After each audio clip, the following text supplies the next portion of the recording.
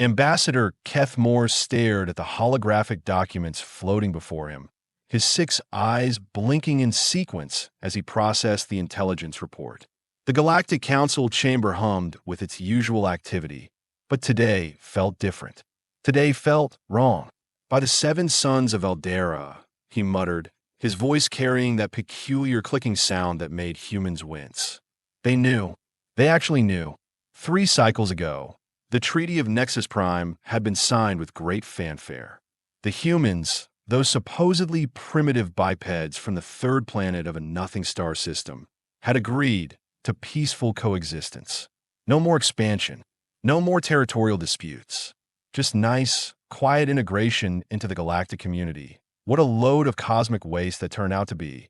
The report in front of him detailed something that should have been impossible. Human military installations, hidden deep in asteroid fields across 17 different systems. Not just any installations either. These were fortress worlds, armed to the teeth with weapons technology that shouldn't exist for another 200 standard years. Sir, Lieutenant Vaska Aproatsetsautiosli. The young Zenthari officer still believed in the treaty, still thought humans were just another species looking for their place among the stars. How wonderfully naive. Look at this, Lieutenant. Kethmore gestured at the data streams.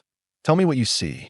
Vashka studied the information, his purple skin shifting to a pale lavender, a sure sign of confusion among his kind. These appear to be defensive positions, but the signatures don't match any known human technology. Exactly. Kethmore's mandibles clicked with dark amusement. Because while we were all patting ourselves on the back for bringing peace to the galaxy, these clever little primates were building something entirely different. The real kicker? The energy signatures weren't just advanced. They were familiar. Disturbingly familiar. Captain Jake Morrison adjusted his tactical helmet as the transport ship shuddered through hyperspace. Around him, 43 other members of the 7th Reconnaissance Battalion checked their gear with a methodical precision that had kept them alive through 6 years of what the politicians called police actions and soldiers called staying breathing. Heads up, people, he announced over the comm. We are dropping out of hyperspace in 15 minutes. Remember, this is officially a routine patrol of the Kepler 442 system. Unofficially, he paused, meeting the eyes of his veterans. Well, let's just say our friends in the Galactic Council might be getting a little too curious about our vacation homes. Sergeant Lisa Park, his demolitions expert, grinned from across the cramped cabin. You mean the ones that definitely don't exist and certainly aren't armed with enough firepower to crack a moon? Those would be the ones, Sergeant. The truth was, every soldier in this cabin knew exactly what they were protecting. And every single one of them knew the treaty was garbage from day one. You don't survive first contact with a galaxy full of species who view you as barely evolved apes without learning to read between the lines. The Galactic Council's version of peaceful integration had been pretty clear. Stay in your designated systems. Accept our technology. Follow our laws. Become good little citizens of the greater community. What they hadn't counted on was humanity's rather unique approach to treaty negotiations. Sign with one hand. Prepare for war with the other. Cap, called out Corporal Danny Wu from the pilot's compartment. We have got multiple contacts dropping out of hyperspace. Looks like council ships. A lot of them. Morrison's smile was cold as vacuum. Right on schedule. Park, prep the beacon. Which one, sir? The one that doesn't exist. Dr. Amelia Foster pulled her research coat tighter as she hurried through the corridors of Research Station Omega-7. The facility was officially classified as a xenobiology lab, studying alien plant life from the Outer Rim territories. The reality was considerably more interesting and considerably more terrifying. Dr. Foster, a voice called from behind her. She turned to see her assistant, Dr. Marcus Webb, jogging to catch up. His face was flushed with excitement, or terror. With Marcus, it was often hard to tell the difference. What is it, Marcus? The Council probe we recovered last month. The one from the Vega system? We have finished the analysis. Foster stopped walking. And they know about the Prometheus Protocol. The words hit her like a physical blow. The Prometheus Protocol was humanity's most closely guarded secret, The one thing that could shift the balance of power in the galaxy overnight. If the Council knew, how much do they know? Everything, Doctor. They have complete schematics of our quantum tunneling networks, full specifications on our new ship designs, even the locations of the Genesis colonies. Foster leaned against the wall, her mind racing. The Genesis colonies were humanity's backup plan, hidden worlds scattered across the galaxy where human civilization could survive even if Earth itself was destroyed. If the Council knew about them, there's more, Doctor. Of course there is. The probe wasn't just spying on us. It was broadcasting. Everything it learned was transmitted back to the Council in real time. For months. Foster closed her eyes. When she opened them again, her expression had hardened. Marcus, activate Protocol 7. Ma'am, that's a total communications blackout. No contact with Earth. No contact with the colonies. Once we do this, we are on our own. I know exactly what it means. Marcus, do it. As her assistant rushed away, Foster activated her personal communicator. She had calls to make, and not much time to make them. The treaty had been a lie from the beginning, a carefully orchestrated deception to buy time while both sides prepared for the inevitable. The difference was humanity had prepared better. Thane Rodriguez Kim spat into the dust of Kepler 438b as he watched the Council ships descend through the planet's atmosphere. The mining colony of New Tucson wasn't much to look at, just a collection of prefab domes and industrial equipment scattered across a landscape that looked like Mars had a bad day. But it was home, and more importantly, it was his. You see that, boys? He called to his crew, a mixed bunch of miners, engineers, and what polite society might call troublemakers. Looks like our galactic overlords have come calling. His second in command, a grizzled ex-Marine named Buck Harrison, lowered his binoculars. Count shows 12 heavy cruisers and about 50 escort ships. Think they are here for a friendly chat. Oh, I'm sure they just want to discuss our mining quotas. Thane's voice dripped with sarcasm. Maybe bring us some flowers and apologize for that whole treating humans like second-class citizens thing. The truth was, colonies like New Tucson had been expecting this day for years. The treaty had given them autonomy in exchange for resource quotas and compliance with Council regulations. What the Council didn't realize was that every human colony had spent the last 3 years turning themselves into fortress worlds. Boss called Maria Santos from the communications shack. We are getting pings from the defense grid. The automated systems are asking for activation codes. Thane grinned. The defense grid was another one of those things that officially didn't exist. Just like the fusion reactors buried under every major building. Like the orbital weapons platforms disguised as communication satellites. Tell the grid to stay quiet for now, Maria. Let's see what our visitors want first. But he was already walking toward the bunker where they kept the really interesting equipment. The stuff that would make the Council's invasion fleet wish they'd stayed home and minded their own business. Buck, start evacuation procedures for non-combat personnel and send a message to the other colonies. What message, boss? Tell them the vacation's over. Commander Hex 9 of the Altarian hegemony stood on the bridge of his battlecruiser, watching the human colony grow larger on the main screen. His 4 arms moved in complex patterns as he reviewed tactical data, each limb operating independent control surfaces with practiced efficiency.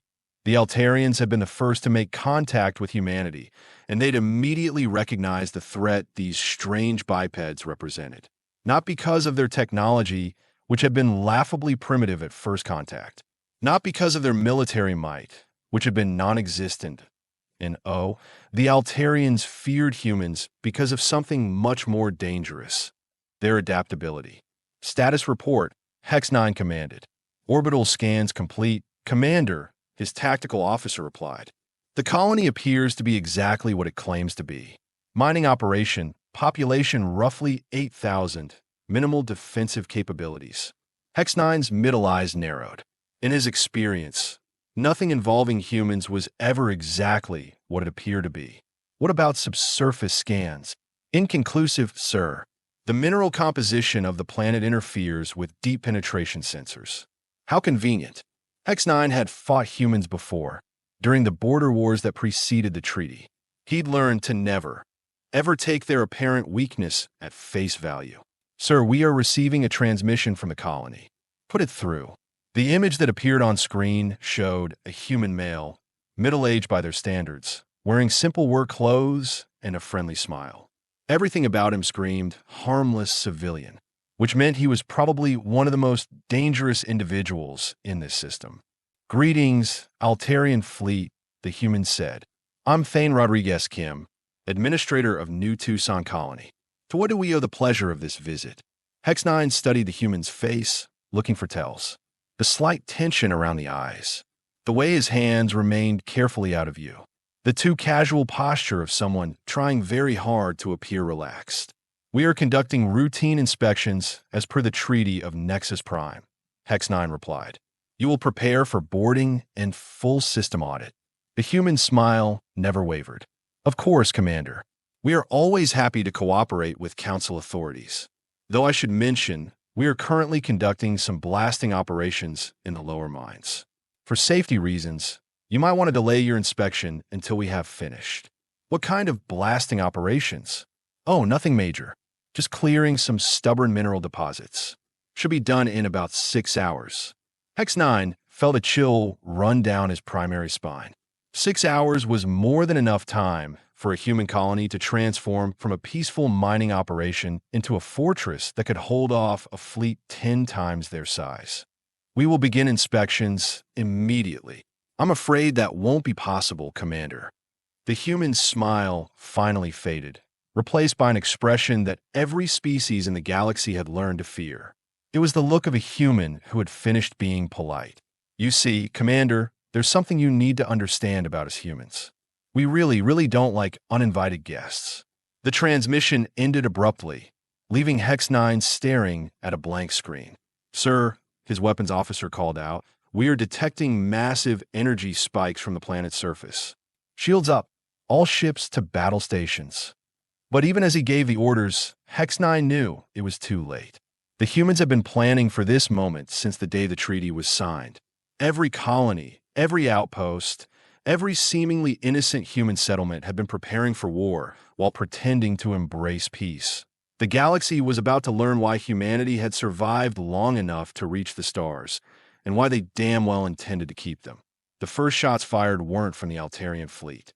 They came from something that shouldn't have existed according to every treaty database in the galaxy. A human orbital defense platform that materialized out of what had appeared to be empty space just 3,000 kilometers above New Tucson. Commander Hex 9 watched in horrified fascination as his forward scouts simply ceased to exist. No explosions, no dramatic light shows. One moment they were there, the next moment there was just empty space and rapidly dissipating particle streams. When the name of the void was that, his tactical officer stammered. "Quantum disintegration cannon," Hex 9 replied grimly. "The humans call it a planet cracker. We thought it was theoretical. Sir, additional platforms are decloaking throughout the system. We count, by the ancestors, we count 47 installations." Hex 9 felt his secondary hearts skip a beat. 47 installations, each capable of destroying a capital ship with a single shot. This wasn't a mining colony. This was a military fortress disguised as a mining colony. And if New Tucson was armed like this, what did that say about the rest of human space? On the planet's surface, Thane Rodriguez Kim stood in the command bunker that definitely didn't exist according to their file building permits, watching tactical displays that showed the Altarian fleet scrambling to respond to threats that had been hiding in plain sight for 3 years. "Buck, what's our status on the Aurora Protocol?" "All systems green, boss. We can have the entire civilian population evacuated to the Sanctuary Worlds within 40 minutes. The Sanctuary Worlds, another thing that officially didn't exist. Humanity had learned early that in a galaxy full of species with superior firepower, you didn't just need to be able to fight. You needed to be able to survive losing. "Maria, patch me through to Fleet Command." "Which Fleet Command, sir?" "The one that doesn't exist." "That's the one." The communication array that activated had been built into the colony's primary mining laser assembly. From orbit, it looked like standard industrial equipment. In reality, It was a quantum entanglement communicator capable of instantaneous contact with every human military installation in the galaxy. This is Rodriguez Kim at New Tucson. Operation Broken Treaty is a go. Repeat, Operation Broken Treaty is a go. The response came back immediately from Admiral Sarah Kimpetel, commanding the Terran Defense Fleet from her flagship hidden in the Oort cloud of the Sol system. Confirmed, New Tucson. All human assets are weapons-free. Show them what we have been building. Across 17 different star systems, human colonies that had spent 3 years pretending to be peaceful mining operations, research stations, and agricultural settlements suddenly revealed their true nature. Orbital weapons platforms decloaked. Hidden starship construction facilities came online. Fortress worlds that had been disguised as barely habitable outposts lit up with enough firepower to sterilize planets. The Galactic Council had spent 3 years congratulating themselves on successfully integrating humanity into their orderly little civilization. What they had actually done was give humans time to turn every single settlement into a potential dagger aimed at the heart of galactic peace. Captain Jake Morrison's transport ship dropped out of hyperspace directly into the middle of what could charitably be called a target-rich environment. Council ships stretched as far as sensors could detect, a massive fleet assembled to deal with what they thought was a minor human uprising. They were about to learn the difference between a minor uprising and a full-scale human military operation. Park, activate the beacon. Which beacon again, sir? The one that calls in the cavalry. Sergeant Park's fingers danced over controls that were supposed to be part of the ship's waste recycling system. In reality, they were connected to a quantum broadcast array that would make every human ship within 50 light-years very, very interested in their current location. Beacon active, Captain. ETA on reinforcements. Morrison checked his tactical display. 3 council battle groups, roughly 200 ships total, all converging on their position. Against 1 human transport carrying 44 soldiers. The odds were about right for a fair fight. Reinforcements in 30 seconds. Park. Try not to die before then. What emerged from hyperspace 30 seconds later would give alien military theorists nightmares for generations to come. The human expeditionary fleet hadn't just been hiding, they'd been building. And what they'd built defied every known law of physics, engineering, and common sense. The flagship alone was larger than most space stations, bristling with weapon systems that shouldn't fit on something that could still move under its own power. Behind it came wave after wave of ships ranging from sleek destroyers to massive carriers, each one representing technology that was supposedly decades beyond human capability. Admiral Jennifer Walshton appeared on Morrison's communication screen, her expression calm in a way that made enemy commanders start updating their wills. Captain Morrison, I understand you have a pest control problem. Yes, ma'am. Looks like about 200 ships worth of pests. We will handle it. All civilian personnel are to evacuate to minimum safe distance. Morrison looked around the cabin at his soldiers, every one of them grinning like predators who just spotted wounded prey. Ma'am, with respect, we don't have any civilian personnel aboard this ship. Admiral Walshton's smile was sharp enough to cut steel. In that case, Captain, enjoy the show. Dr. Amelia Foster stood in the command center of Research Station Omega 7, watching displays that showed the galaxy erupting into warfare on a scale not seen since the Great Expansion Wars 3 centuries ago. The Prometheus Protocol was active, cutting human space off from the rest of the galaxy and revealing the true scope of what humanity had accomplished during their supposed peaceful integration. Marcus, status report on the Genesis colonies. All 47 Genesis worlds report ready for full activation. Doctor. Population transfer is proceeding ahead of schedule. 47 entire worlds, terraformed in secret and hidden throughout the galaxy. Each one capable of supporting millions of humans. Each one armed with enough defensive systems to hold off anything the Council could throw at them. And the Prometheus network, online and stable. We now have instantaneous communication and transportation between all human assets, regardless of distance. The Prometheus network was humanity's greatest achievement and their most closely guarded secret. Quantum entanglement technology taken to its logical extreme, allowing ships, information, and people to move instantly between any 2 points in the network.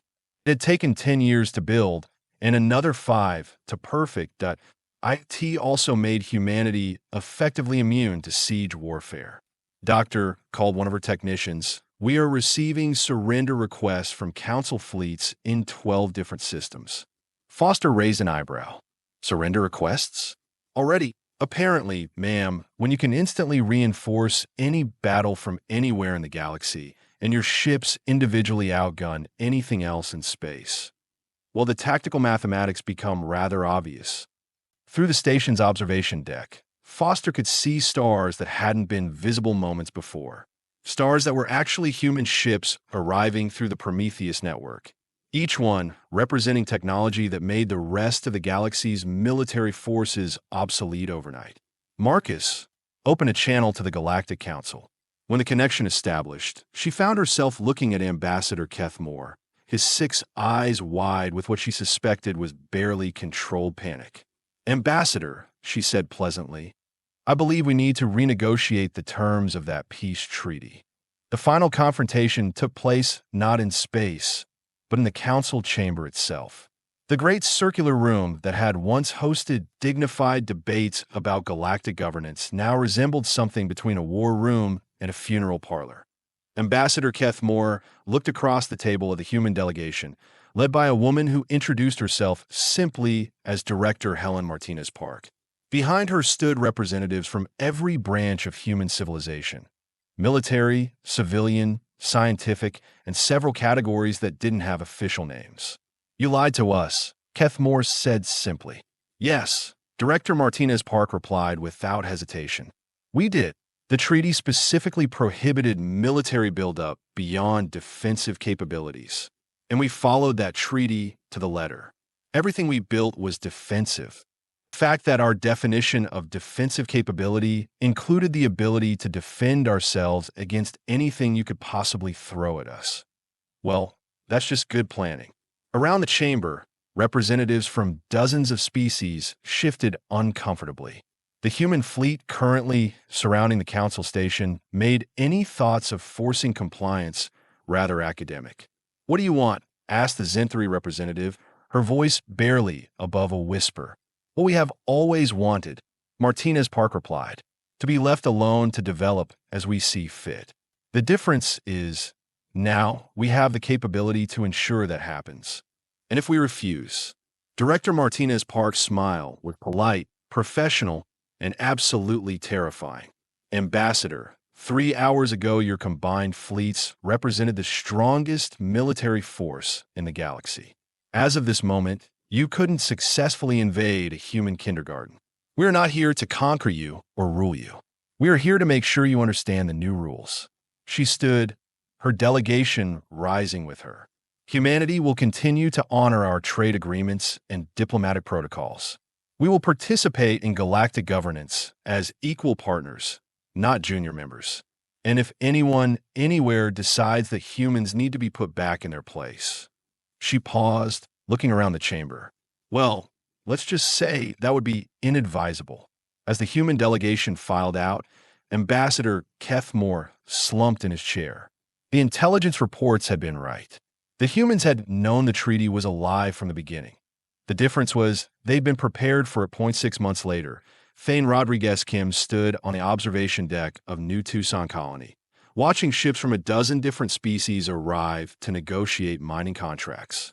The colony was still officially a mining operation. The difference was now everyone knew it was also an impregnable fortress that could defend itself against anything the galaxy could produce. Funny how polite everyone's become, Buck Harrison observed, joining him at the window. Amazing what a little honesty can do for diplomatic relations, Thane replied. The truth was the galaxy was settling into a new equilibrium. Trade continued. Diplomatic relations remained cordial. The various species went about their business much as they always had. The only difference was that now everyone understood that humanity wasn't asking for permission anymore. In the end, the peace treaty hadn't been a lie. It had been exactly what it claimed to be, a peace treaty. The mistake the Council had made was assuming that peace meant humanity would remain weak. Instead, humanity had used those 3 years of peace to become strong enough that war was no longer an option for anyone. Which, when you thought about it, was probably the most human solution possible to the problem of galactic politics. Peace through superior firepower that IT had worked on Earth. Now it was working among the stars. 3 years after what historians would call the Revelation War, though calling it a war was generous, considering it lasted exactly 47 minutes. Captain Jake Morrison found himself in the strangest situation of his military career, giving a guided tour to a group of alien military cadets. "And this," he said, gesturing to what looked like a standard cargo bay, "is where we keep our emergency rations." The young Zenthari cadet raised her hand. "Captain Morrison, sir, our intelligence reports suggest this compartment houses a Mark 7 quantum torpedo launcher." Morrison's expression didn't change. "That's correct, Cadet Velcari. Emergency rations for anyone who gets too curious about our cargo bays." The group of alien cadets exchanged nervous glances. This was part of the new galactic order. Transparency through intimidation. Every species now sent their brightest military minds to study alongside humans, ostensibly to promote understanding and cooperation. In reality, it was to make sure everyone understood exactly what they were dealing with. "Sir," asked a young Altarian, his 4 arms fidgeting nervously, "is it true that every human civilian vessel is capable of military conversion?" "That's an interesting question, Cadet Nexka. What do you think?" Morrison activated a wall panel, revealing the ship's true schematic. What had appeared to be a simple transport vessel was actually a sophisticated warship disguised as civilian equipment. Passenger cabins that converted to tactical stations. Cargo holds that opened to reveal weapon bays. A hyperspace engine that could double as a planet-killing weapon if you knew which buttons to push.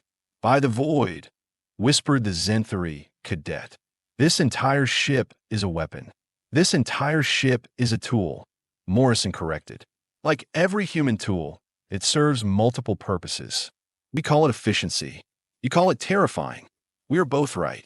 The tour continued through what any casual observer would call a peaceful merchant vessel. The reality was considerably more complex. The galley could manufacture combat stimulants. The medical bay could produce biological weapons or life-saving medicines with equal ease. Even the waste recycling system could be weaponized if necessary. "The thing you have to understand about humans," Morrison explained as they reached the observation deck, "is that we don't separate civilian and military thinking. Every human is potentially a soldier. Every tool is potentially a weapon. Every act of peace is preparation for war." Through the deck's windows, they could see the Kepler 442 system as it existed now. What had once been empty space between planets was now filled with orbital habitats, manufacturing stations, and defensive installations. The system that had hosted one small mining colony now housed nearly 10 million humans and produced enough military hardware to supply half the galaxy. "How?" asked the Altarian cadet. "How did you build all this so quickly?" Morrison smiled. "We didn't build it quickly, cadet. We built it secretly. There's a difference." He pulled up a holographic display showing the system's development over the past 6 years. What the aliens saw made several of them sit down heavily. The mining operation had never been about minerals. It had been about hollowing out asteroids to create hidden shipyards. The civilian transport routes had been carrying prefabricated military components. Every supply ship had been simultaneously a construction vessel, a troop transport, and a mobile weapons platform. "You see, we learned something important during our first contact with galactic civilization," Morrison continued. "Everyone was so busy looking down on us as primitive newcomers that they forgot to actually watch what we were doing. You saw what you expected to see, a young species struggling to adapt to galactic society. What was actually happening was a species with 3,000 years of warfare experience adapting your technology to our preferred methods of conflict resolution.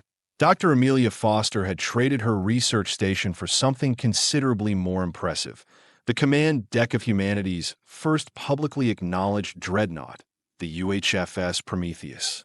The ship was a monument to human engineering, stretching nearly 40 kilometers from bow to stern and bristling with enough firepower to sterilize solar systems. IT was also a mobile university, hosting the galaxy's first interspecies advanced technology program. Dr. Foster asked Professor Chinvel, a noted Corellian physicist, "Your quantum entanglement network represents a fundamental breakthrough in faster-than-light communication. When will you be sharing this technology with the galactic community?" Foster looked up from the holographic equations floating before her. "We already are sharing it, Professor. You're using it right now." The assembled alien scientists looked confused until Foster activated the ship's communication array. Instantly, they were connected to research stations across the galaxy, each transmission arriving with zero delay, regardless of distance. "The Prometheus network isn't just a human military asset," Foster explained. "It's the backbone of the new galactic communication system. Every species, every world, every scientific institution can access it for a fee." "What kind of fee?" asked Dr. Hextol, a Zinthari xenobiologist. "Information, technology, scientific cooperation. We're not interested in hoarding our advances, but we are also not interested in giving them away for free. The galaxy runs on exchange of resources. We are just expanding the definition of resources." She gestured to the research deck around them, where human and alien scientists worked side by side on projects that would have been impossible for any single species to accomplish alone. "That project over there is developing atmosphere processors that can terraform dead worlds in decades instead of centuries. The team includes humans, Corellians, Zinthari, and Altarians. Everyone contributes their expertise. Everyone benefits from the results. And if someone refuses to cooperate?" Professor Chinvel asked quietly. Foster's smile was pleasant and absolutely ruthless. "Then they don't get access to the network, or our medical technology, or our manufacturing techniques, or our defensive systems." She paused. "Remarkably, we have had very few cooperation problems." Through the ship's massive observation windows, they could see the construction of humanity's greatest project yet, a ring of space habitats around Sol that would house nearly 1 billion humans while serving as the galaxy's primary research and manufacturing hub. "The thing about humans," Foster continued, "is that we are very good at making ourselves indispensable. Our technology isn't just advanced, it's integral. Remove human systems from the galactic infrastructure now, and civilization would collapse within months." "That's..." Professor Chinvel struggled for words. "That's economic warfare. That's economic integration," Foster corrected. "We are not holding anyone hostage. We're just making sure that everyone has a very good reason to keep us around and happy." The most significant change in the post-revelation galaxy could be seen in the neutral zone, the buffer space between major species territories where disputes were traditionally settled through careful diplomacy or limited warfare. Now it was settled by humans. Commander Lisa Park, formerly a demolition sergeant, now found herself commanding the arbitration station, a massive mobile platform that served as the galaxy's primary conflict resolution center. When species had disputes they couldn't resolve themselves, they came to the humans. Not because humans were particularly wise or diplomatic, because humans had the biggest guns and a reputation for creative problem solving. Commander Park announced her aide, a young officer named Lieutenant Tom Chinoka IV. "We have a situation developing in the Rigel sector. The Corellians and the Draconi are disputing mining rights to an asteroid field." Park looked up from her morning reports. 3 years ago, she'd been blowing up enemy bunkers. Now she was preventing interstellar wars. The universe had a twisted sense of humor. "What's the nature of a dispute?" "Both species claim first discovery rights. Both have evidence. Both are mobilizing military assets. And both are idiots," Park muttered. "Tom, pull up the arbitration protocols." The protocols were humanity's contribution to galactic diplomacy, and they were beautifully simple. When species couldn't agree on resource allocation, humans would step in with a solution that was fair, efficient, and backed by enough firepower to make argument pointless. Send word to both fleets, Park ordered. They have 24 hours to accept human arbitration, or we will arbitrate the old-fashioned way. Mung, we will blow up the asteroid field and tell them to find something else to fight about. It wasn't an idle threat. Humanity had solved 17 territorial disputes in the past 2 years using exactly that method.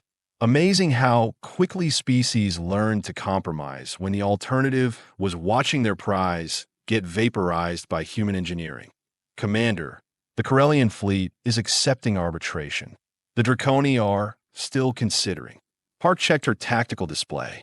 The Draconi had 12 heavy cruisers in the system. The arbitration station had enough firepower to turn all 12 ships into free-floating particles without working up a sweat. Give the Draconi another hour to consider. If they're still thinking about it after that, help them make up their minds. The solution to the Rigel dispute, like most human arbitration decisions, was elegant in its simplicity. The asteroid field would be jointly operated, with profits split based on actual resource extraction rather than territorial claims.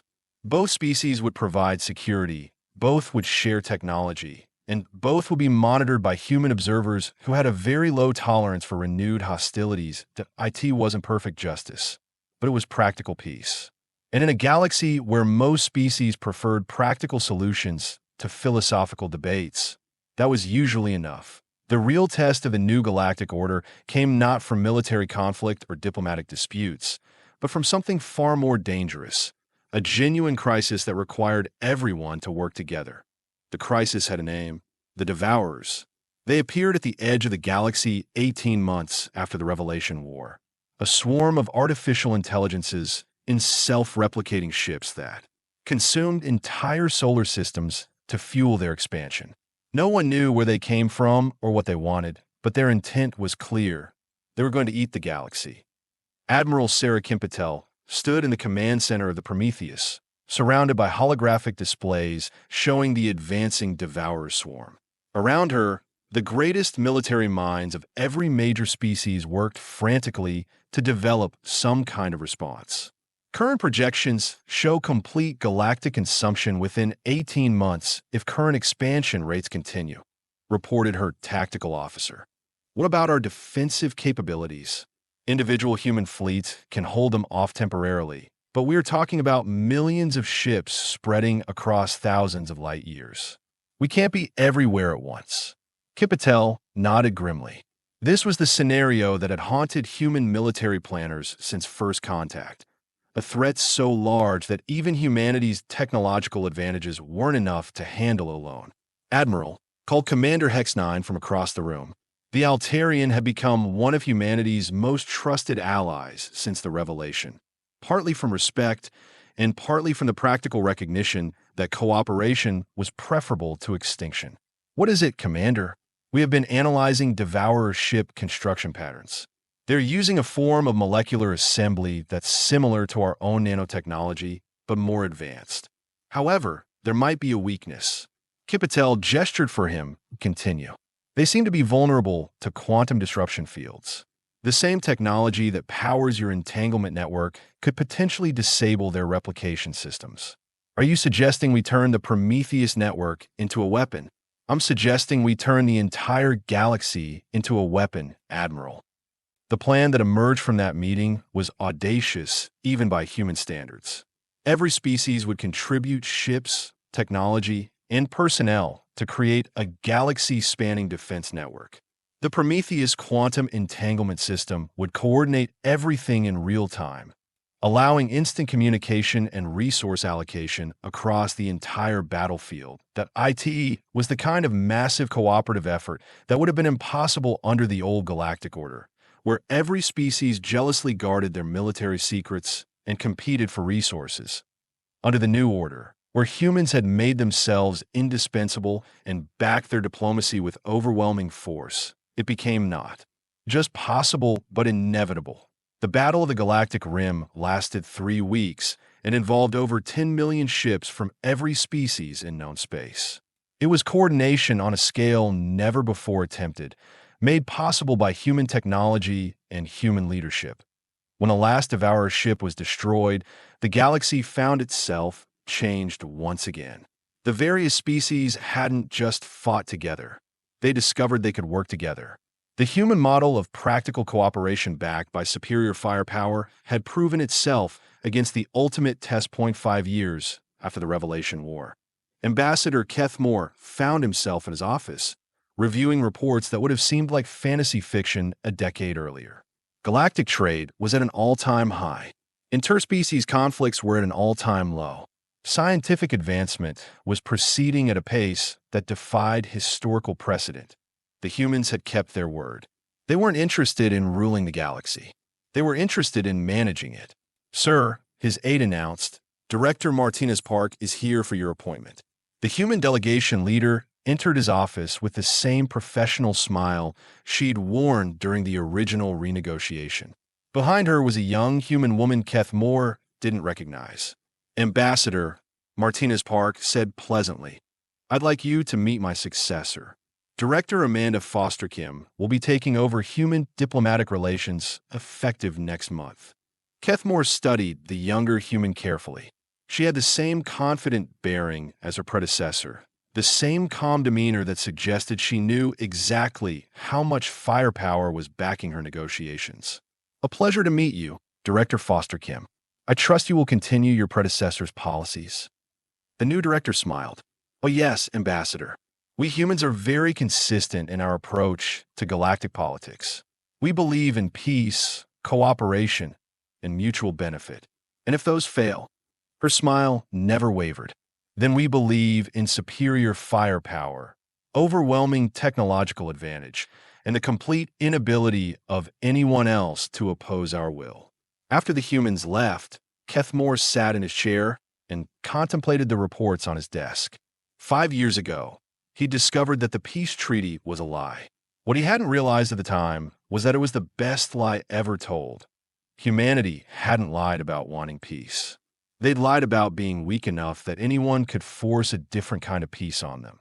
The result was a galaxy where peace was maintained not through carefully balanced power structures or complex diplomatic protocols, but through the simple understanding that humanity had made war too expensive for anyone to afford. At IT was, Keth Moore had to admit, remarkably effective.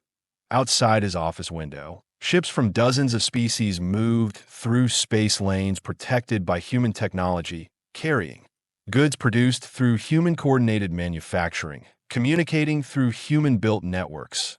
The peace treaty hadn't been a lie after all. That IT had been a promise, and humanity had kept every word of it.